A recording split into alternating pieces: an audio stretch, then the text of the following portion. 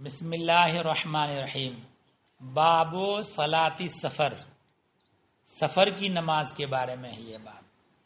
الفصل الاول عن انس ان رسول اللہ صلی اللہ علیہ وسلم صلی الظہر بالمدینۃ اربعا وصلی العصر بذی الحلیفۃ رکعتین۔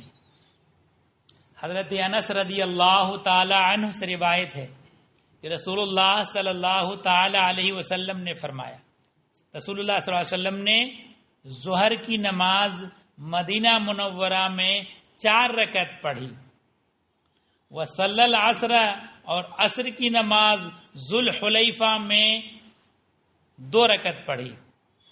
جب مدینہ منورہ سے مکہ معظمہ جاتے ہیں تو ذوالحلیفہ ایک جگہ ہے کہ جہاں جو مدینہ شریف سے مکہ شریف لے جایا جاتا ہے تو ذوالحلیفہ میں گاڑی روکی جاتی ہے، وہاں مسجد بھی ہے، وضو خانہ غسل خانہ ہے، وہاں لوگ نہاتے ہیں، وضو کرتے ہیں اور اپنا احرام باندھ کر کے اور 2 رکعت نماز ادا کر کے احرام باندھتے ہیں اور یہ عمرہ یا حج کی نیت کرتے ہیں وہاں سے۔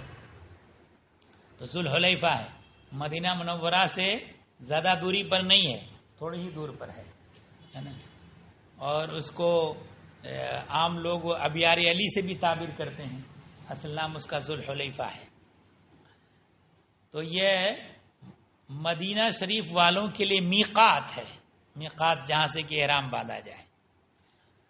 تو معلوم یہاں سے یہ ہوا کہ مسافت سفر طے کرنے کے بعد قصر کریں ایسا نہیں ہے، بلکہ اپنی آبادی سے نکل گئے سفر کے ارادے سے، آبادی سے نکلنے کے بعد اب جو نماز ادا کی جائے گی وہ 4 رکعت والی قصر کے ساتھ ادا کی جائے گی۔ اسی وجہ سے نبی کریم صلی اللہ تعالی علیہ وسلم نے ذوالحلیفہ میں عصر کی نماز پڑھی، حالانکہ مسافت سفر پر نہیں ہے ذوالحلیفہ، مگر 2 رکعت نماز ادا کی۔ متفق علیہ، یہ حدیث متفق علیہ، امام بخاری امام مسلم دونوں نے اس حدیث کو روایت۔ وان حارثة بن وهب الخزاعی قال صلى بنا رسول اللہ صلی اللہ علیہ وسلم ونحن اکثر ما كنا قط وآمنه بممنن رکعتین۔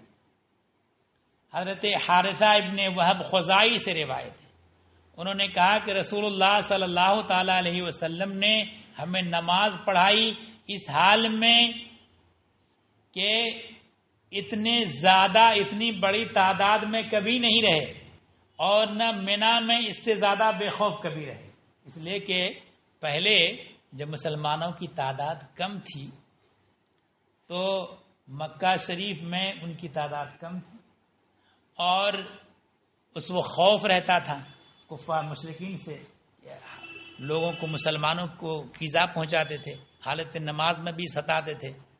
تو کہا کہ اس وقت یہ اتنی بڑی تعداد میں جب رسول اللہ صلی اللہ علیہ وسلم نے جو ہے منا میں نماز ادا کروائی تو حجۃ الوداع میں تشریف لے گئے، تو اس وقت اتنی بڑی تعداد کبھی نہیں رہی اور اتنے بے خوف بھی کبھی نہ رہے، مگر 2 رکعت نماز پڑھائی۔ تو یہ تو اگر خوف کی وجہ سے نماز کم کر دی جاتی تو ایک بات تھی، تو یہیں سے سمجھ میں آئے کہ حالت سفر میں 2 رکعت ہی نماز ادا کرنا ہے، اگرچہ بہت بڑی تعداد ہو اور کوئی خوف نہ ہو۔ تو نماز جو 2 رکعت کی گئی وہ خوف کی وجہ سے نہیں ہے بلکہ سفر کی وجہ سے 2 رکعت کی گئی ہے نماز۔ متفق علیہ، یہ حدیث متفق علیہ ہے۔ اور ایک بات یاد رکھیں، یہ حدیث اور اس کے علاوہ اور بھی بہت سی حدیثیں ہیں جس میں نبی کریم صلی اللہ تعالی علیہ وسلم جو حجۃ الوداع میں تشریف لے گئے تھے تو اس میں قصر کیا، 4 رکعت والی فرض نماز 2 پڑھی۔ تو اب جو ہے وہاں لوگ یہ کہتے ہیں کہ مکہ شریف میں حج میں 2 ہی رکعت نماز پڑھی جائے گی، چاہے مقیم ہو چاہے مسافر، سب کو یہ لوگ تلقین کرنے لگتے ہیں۔ حالانکہ جو 2 رکعت نماز پڑھی یہ حج کا مسئلہ نہیں ہے، یہ سفر کا مسئلہ ہے، نبی کریم صلی اللہ تعالی علیہ وسلم اس وقت مسافر تھے، 15 دن کا قیام نہیں تھا، ہے نا. تو اس لیے رسول اللہ صلی اللہ تعالی علیہ وسلم نے ضرور 2 رکعت نماز ادا کی ہے 4 رکعت والی، مگر اس وجہ سے نہیں کہ وہ حج کا موقع ہے، بلکہ اس وجہ سے کہ وہ سفر میں تھے. وان یعلا ابن امیہ قال قلت لعمر بن الخطاب رضی اللہ عنہ انما قال اللہ تعالی ان تقصروا من الصلاة ان خفتم ان یفتنکم الذین کفروا.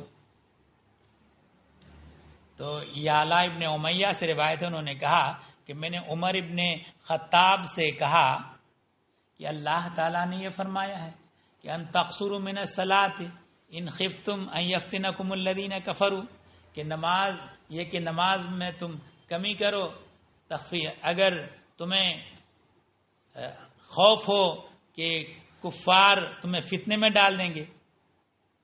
فقد اومن الناس، لوگوں کو تو امان دے دیا گیا، اب تو تعداد بڑھ گئی، اب خوف بھی نہیں رہا. قال عمر عجبت مما عجبت منہ، عمر نے کہا کہ مجھے تعجب ہوا اس سے جس سے کہ ان سے تعجب ہوا. فسألت رسول اللہ صلی اللہ علیہ وسلم، اس بات سے مجھے تعجب ہوا تو میں نے رسول اللہ صلی اللہ تعالی علیہ وسلم سے پوچھا. فقال صدقۃ تصدق اللہ بہا علیکم، یہ اللہ کی طرف سے صدقہ ہے جو اللہ نے تمہیں دیا ہے. فاقبلوا صدقتہ، تو اللہ کا صدقہ تم قبول کرو. تو گویا کہ 4 رکعت کے بجائے 2 رکعت جو ہے نا، یہ اللہ کی طرف سے تمہیں صدقہ ہے، لہذا اسے قبول کرنا ہے تو سفر کی حالت میں 2 ہی پڑھنا ہے. رواہ مسلم، اس حدیث کو امام مسلم نے روایت کیا. اور امام اعظم رضی اللہ تعالیٰ عنہ اور بہت سے اہل علم کا مذہب یہی ہے کہ حالت سفر میں 4 رکعت والی فرض نماز 2 ہی پڑھنا ہے اور 2 پڑھنا واجب ہے.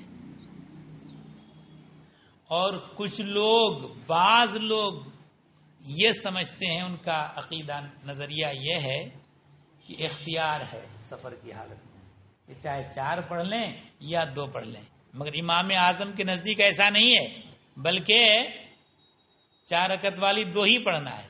اگر 4 پڑھیں گے تو گنہگار ہوں گے. وعن انس قال خرجنا مع رسول اللہ صلی اللہ علیہ وسلم من المدینۃ الی مکہ فکان یصلی رکعتین رکعتین. حضرت انس رضی اللہ تعالی عنہ سے روایت، انہوں نے کہا کہ ہم رسول اللہ صلی اللہ تعالی علیہ وسلم کے ساتھ مدینہ منورہ سے مکہ معظمہ کی طرف نکلے. فکان یصلی، تو رسول اللہ صلی اللہ تعالی علیہ وسلم 2 رکعتیں نماز پڑھتے، 4 رکعت والی. حتی رجعنا الی المدینۃ، کب تک؟ یہاں تک کہ ہم مدینہ منورہ لوٹ آئے. قیل لہو، ان سے کہا گیا اقمتم بمکہ شیئا، کیا تم مکہ میں کچھ ٹھہرے، یعنی کتنے دن ٹھہرے؟ قال اقمتم بمکہ شیئا، کیا تم مکہ میں ٹھہرے؟ تو کہا ہے کہ اقمنا بہا عشرا، ہم وہاں 10 دن ٹھہرے. تم لوگ 10 دن ٹھہرنے پر رسول اللہ صلی اللہ تعالی علیہ وسلم نے 2 رکعتیں ہی نماز ادا کی.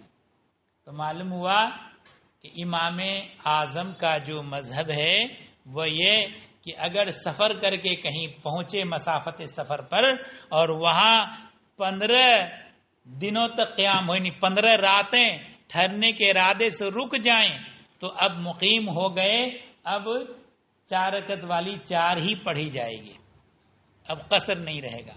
اور 15 دن سے کم اگر ٹھہرتے ہیں تو پھر اس صورت میں یہ قصر کریں گے.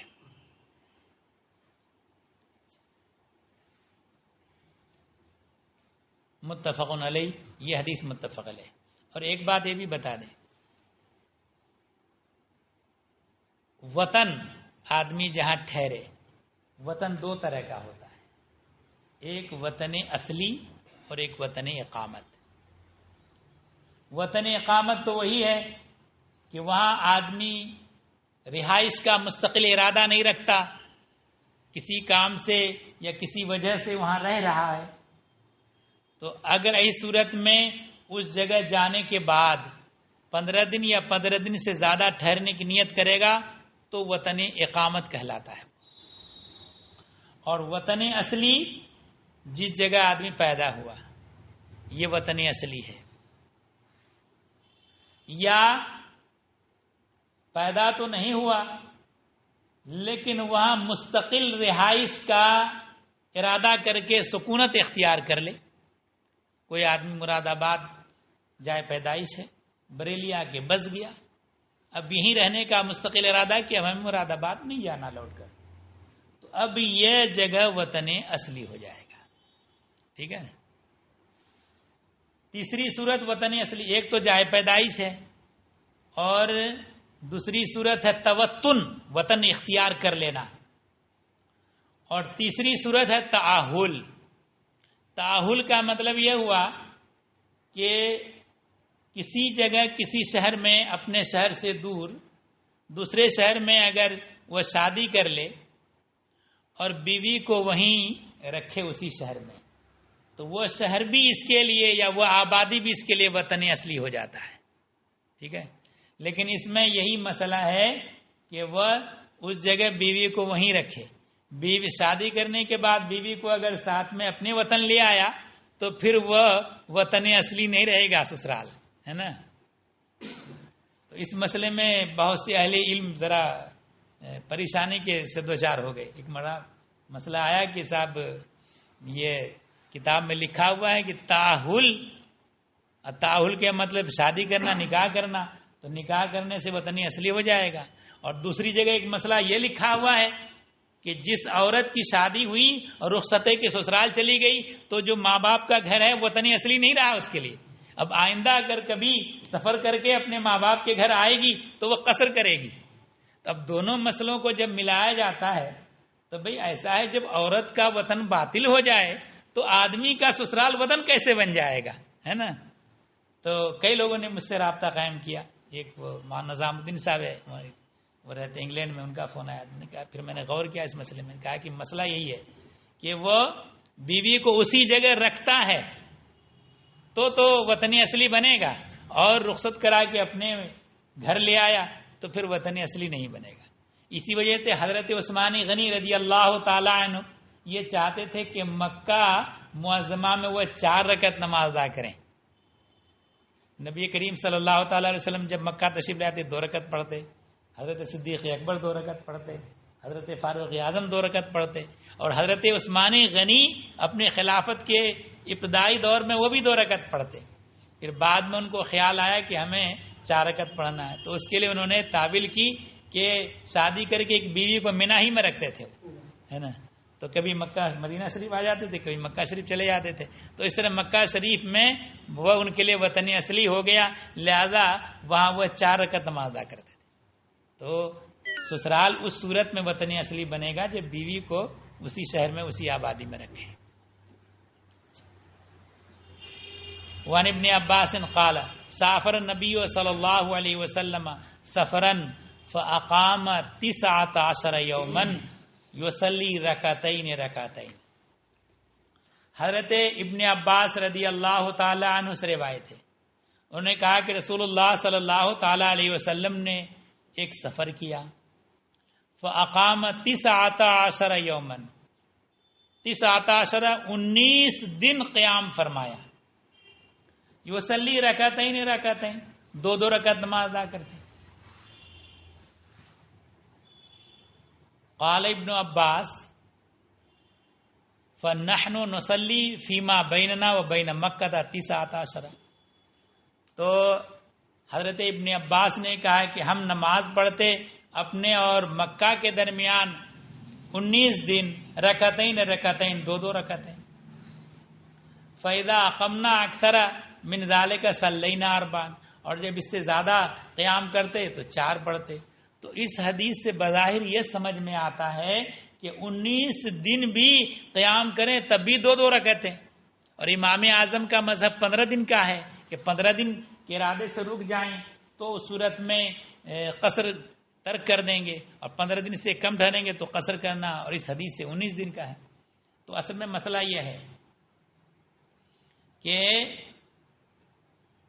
کبھی کسی جگہ جانا ہوتا ہے اور وہاں جانے کے بعد 15 دن ٹھہرنے کی نیت سے رکنا نہیں ہوتا، بلکہ یہ ہوتا ہے کسی کام کی وجہ سے رکا ہوا ہے۔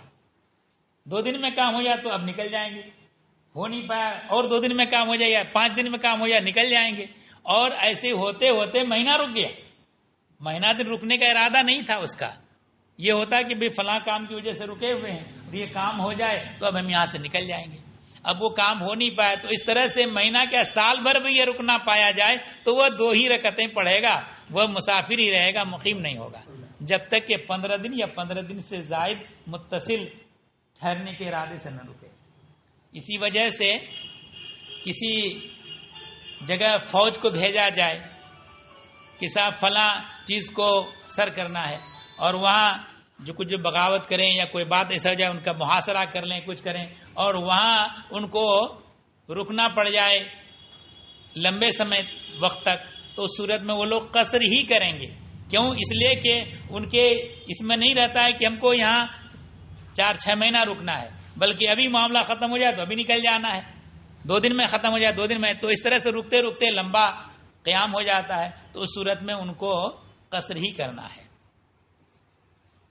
تو اس حدیث کا یہ مطلب ہے کہ وہاں ارادہ میں یہ ہے کہ جانا ہے، اس طرح رکتے رکتے 19 دن رک گئے تو پھر قصر ہی پڑھنا رہے گا۔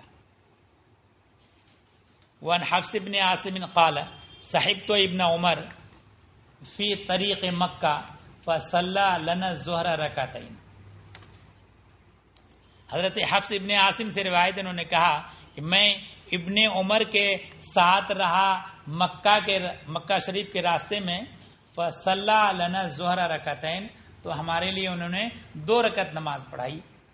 ثم جاء رحلہ، پھر اپنے کجاوے کے پاس آئے، یعنی جو اونٹ وغیرہ پر لاد کر کے لے آیا جاتا تو جہاں اتارا جاتا تھا وہاں، وہ جلس، وہ بیٹھے، فرآ ناسا قیاما، تو لوگوں کو قیام میں دیکھا، فقال ما یصنع ہؤلاء، یہ لوگ کیا کرتے ہیں؟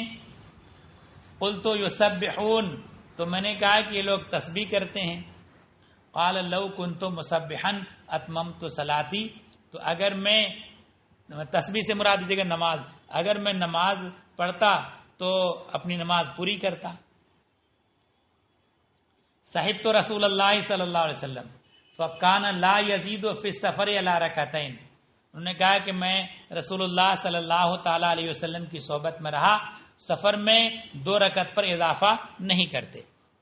وہ ابا بکرین، ابو بکر کو دیکھا، وہ عمر اور عمر کو دیکھا، وہ عثمان کذالک، اور عثمان کو دیکھا اسی طرح کہ وہ سفر کی حالت میں 2 رکعت پر اضافہ نہیں کرتے، کہ 4 رکعت والی نماز 2 ہی رکعت پڑھتے۔ وعن ابن عباس قال کان رسول اللہ صلی اللہ علیہ وسلم یجمع بین الظہر والعصر اذا کان علی ظہر سیرین۔ حضرت ابن عباس رضی اللہ تعالی عنہ سے روایت ہے، انہوں نے کہا کہ رسول اللہ صلی اللہ تعالی علیہ وسلم ظہر اور عصر کے درمیان اجتماع کرتے، جمع کرتے عصر ظہر عصر کی نماز کو، جبکہ وہ سفر میں ہوتے، اور وہ یجمع بین المغرب والعشاء، اور مغرب اور عشاء کی نماز کو جمع کرتے۔ اب اس حدیث کی وجہ سے بڑا اختلاف ہے۔ امام شافعی اور ان کے جو متبعین ہیں، پیروکار ہیں، وہ اس بات کو مانتے ہیں کہ سفر کی حالت میں اگر ہوں تو 2 نمازوں کو ایک ساتھ پڑھ لیں، تو ایک جمع حقیقی ہے اور ایک جمع سوری۔ جمع حقیقی کا مطلب یہ ہوا کہ ظہر ہی کے وقت میں ظہر اور عصر کی نماز دونوں پڑھ لیں، اور اس کے بعد سفر شروع کر دیں، چلتے رہیں یہاں تک کہ جب عشاء کا وقت آ جائے تو رکیں اور مغرب اور عشاء کی نماز ایک ساتھ پڑھ لیں، تو یہ جمع حقیقی ہے۔ شوافع اس کے قائل ہیں، اور احناف امام اعظم اس کے قائل نہیں. وہ فرماتے ہیں کہ اس حدیث میں جو کہا گیا ہے یہ جمع حقیقی نہیں ہے، یہ جمع سوری ہے. جمع سوری کی صورت کیا ہے کہ نبی کریم صلی اللہ علیہ وسلم جب سفر میں ہوتے تو ظہر کی نماز کو مؤخر کرتے، اور جب عصر کا وقت شروع ہونے کو ہوتا اس سے پہلے پہلے ظہر کے وقت میں ظہر کی نماز پڑھ لیتے، اور نماز پڑھ کے فارغ ہونے کے کچھ ہی دیر بعد عصر کا وقت شروع ہو جاتا تو عصر کی نماز عصر کے وقت میں پڑھتے. تو ظہر کی نماز ظہر کے وقت میں اور عصر کی نماز عصر کے وقت میں پڑھتے، مگر اجتماع صورتاً اجتماع، حقیقتاً اجتماع نہیں کہ ایک ہی وقت میں دونوں کی نماز پڑھ لیتے، ظہر کی نماز ظہر کے وقت میں اور عصر کی نماز عصر کے وقت میں. یہ جمع سوری ہے اور امام اعظم کیا ہے. اور مغرب میں بھی ایسے ہی کرتے کہ سفر کرتے رہتے یہاں تک کہ جب مغرب کا وقت ختم ہونے کو ہو اور عشاء کا وقت شروع ہونے کو تو اس سے پہلے اترے اور مغرب کی نماز مغرب کے وقت میں پڑھ لی، اور اس کے بعد تھوڑے وقفے کے بعد عشاء کا وقت شروع ہو گیا تو عشاء کی نماز اول وقت میں پڑھ لی. تو اس طرح سے صورتاً جمع ہے، حقیقتاً جمع نہیں ہے. تو امام اعظم کے مذہب میں ایسا ہی ہے. مگر جب مکہ وہاں عرب شریف جائیں گے تو وہاں جب مدینہ شریف سے مکہ شریف جانا ہوگا یا مدینہ شریف سے مکہ شریف جانا ہوگا تو بسوں پہ جو بیٹھا کے لے جاتے ہیں وہ بیچ میں ظہر کی نماز اگر پڑھ کے آپ چلے تو عصر کے وقت میں روکتے نہیں ہو، وہ چلتے ہی رہیں گے، پھر مغرب و عشاء ایک ساتھ پڑھوائیں گے آپ کو. تو چونکہ وہ لوگ حنبلی مذہب کے مطابق ویسے ہی کرتے ہیں، جمع حقیقی کے قائل ہیں. تو اگر ایسا اتفاق ہو تو بمجبوری، چونکہ آپ کو عصر کی نماز کے لیے روکا نہیں جائے گا، یعنی تو ایسی صورت میں بمجبوری اپنے امام کے علاوہ دوسرے امام کی مجبوری کی صورت میں پیروی کر سکتے ہیں، ان کے مذہب کے مطابق عمل کر سکتے ہیں. تو لہذا ایسی صورت میں ان کے مذہب کے مطابق ظہر کے وقت میں عصر کی نماز پڑھ لیں، اور جب پہنچے مگر ارادہ یہ کرنا ہے کہ ہم کو ظہر کی نماز شروع کرنے سے پہلے یہ نیت کر لینا ہے کہ ہم کو ظہری کے وقت میں عصر پڑھنا ہے، اور ظہر پڑھنے کے بعد اب نیت کریں گے کہ عصر ابھی پڑھ لینا ہے تو پھر صحیح نہیں ہوگا. ان کے مذہب میں یہی ہے کہ ظہر پڑھنے سے پہلے یہ نیت ہو کہ ابھی ہم کو عصر پڑھنا ہے، اور متصل رکھنا ہے ظہر اور عصر کو، یہاں تک کہ ظہر کی سنت سے پہلے عصر ہی پڑھ لینا ہے. ایسا نہیں کر سکتے کہ ظہر کی 2 رکعت پہلے ظہر کی فرض پڑھ لی اور اس کے بعد سنت پڑھ لی اس کے بعد عصر پڑھیں، ایسا نہیں، بلکہ ظہر کی پڑھنے کے بعد فوراً ہی عصر ملا کر پڑھنا ہے، اور اس کے بعد یہ نیت رکھنا ہے کہ ہمیں مغرب اور عشاء ملا کے پڑھیں گے عشاء کے وقت میں. تو جب گاڑی روکی جائے گی تو وہاں جا کر کے مغرب اور عشاء ملا کے پڑھ لیں.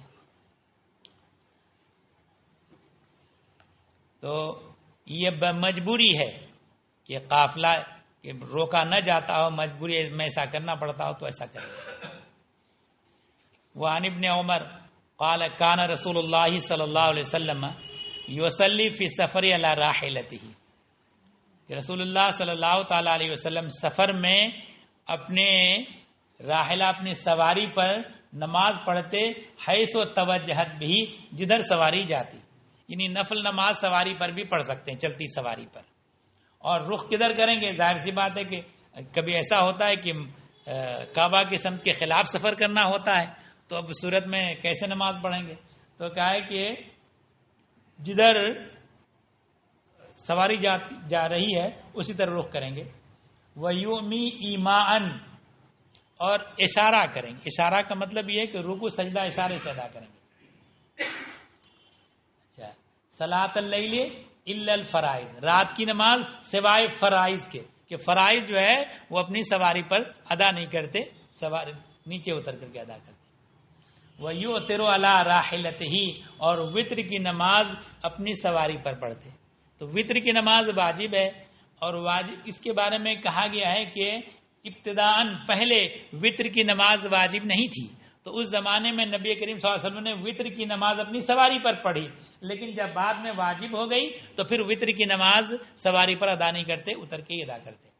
تو جو فرض نماز ہے اور واجب نماز ہے، سنت مؤکدہ، وہ چلتی سواری پر نہیں ادا کر سکتے. ہاں نفل نماز چلتی سواری پر بھی ادا کر سکتے ہیں. متفق علیہ، یہ حدیث متفق علیہ، امام بخاری امام مسلم دونوں نے اس حدیث کو روایت کیا ہے. اللہ